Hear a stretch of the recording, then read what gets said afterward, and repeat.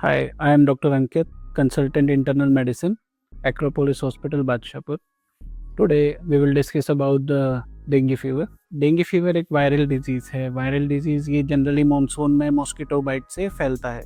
तो जनरली जून, जुलाई, अगस्त, सितंबर में इसकी इंसिडेंस बढ़ जाता है।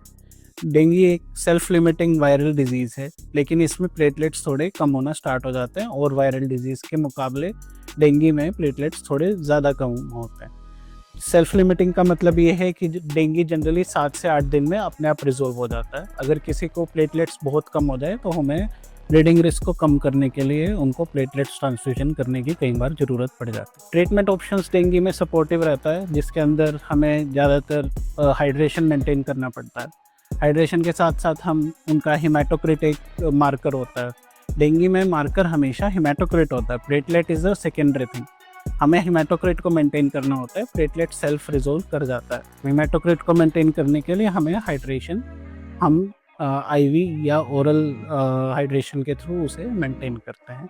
अगर डेंगू की कॉम्प्लिकेशंस की बात करें तो डेंगू कई बार हेमरेजिक फीवर में कन्वर्ट हो जाता है। उस केस में हमें ट्रांसफ्यूजन की ज़रूरत पड़ती है। अगर नॉर्मल डेंगू है तो it will resolve in its own and with the supportive risk वही है कि it can lead to bleeding, it can lead to haemorrhage, it can lead to shock.